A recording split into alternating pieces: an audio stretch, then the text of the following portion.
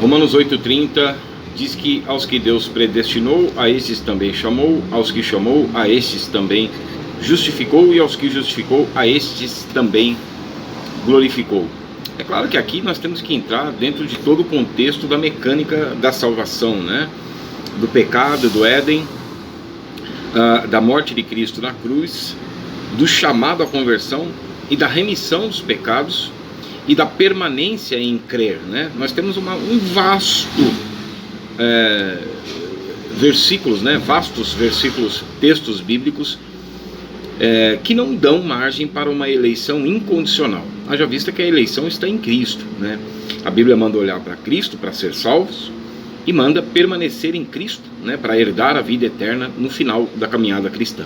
Então aqui nós entendemos que Deus predestina a igreja e todos aqueles que creem na mensagem do Evangelho, né? Os textos ali, os versos ali de Efésios capítulo 1 mostram a graça de Deus, né? Derramada por meio da cruz de Cristo, mostra a plenitude dos tempos, que foi na encarnação de Cristo, mostra a pregação do Evangelho, a regeneração por meio do Espírito Santo, por causa do sacrifício de Cristo, e mostra as ferramentas dadas, né, àqueles que passam a estar no estado de eleição, e mostra que eles devem não entristecer o Espírito de Deus, pelo qual foram selados um dia para o dia da redenção.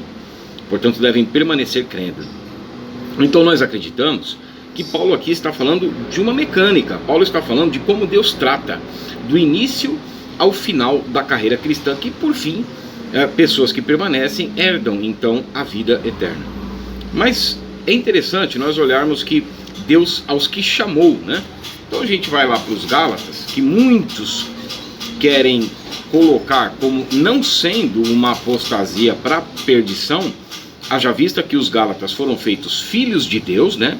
Gálatas 3, 26 e 4, 6, eles foram chamados na graça e no Evangelho, porque todos nós, a graça se manifesta salvadora a todos os homens, então todos os homens são chamados na graça e no Evangelho, através da mensagem e a pregação então da palavra de Cristo. Eles foram chamados na graça e no Evangelho, Gálatas 1, 6, eles foram chamados por Deus, Gálatas 5, 8, eles conheceram a Deus, né, que isso só é revelado àqueles que são levados por Deus ao arrependimento, Mateus capítulo 11, verso 27, ninguém conhece o Pai senão o Filho, e aquele a quem o Filho quiser revelar, né? Que é o que bate com Gálatas capítulo 4, versos 8 e 9. Eles foram libertos pela verdade, Gálatas 5, 1, e a verdade é Cristo, né? João 14, 6 e João 17, 17. Eles foram orientados e advertidos a permanecerem na verdade, Gálatas 5, 1, mas eles deliberadamente deixaram de obedecer à verdade, mediante a fé, que é o único meio de sermos guardados por Deus. É isso que Pedro fala, somos guardados por Ele, mediante a fé, para a salvação que vai se revelar no último dia. Por isso que a fé é mais preciosa do que o ouro. 1 Pedro 1,7, para alcançar o objetivo final dela, né, da fé, que é a salvação das almas, 1 Pedro 1,9. Por isso nós devemos permanecer na verdade, 1 Pedro 1, 22.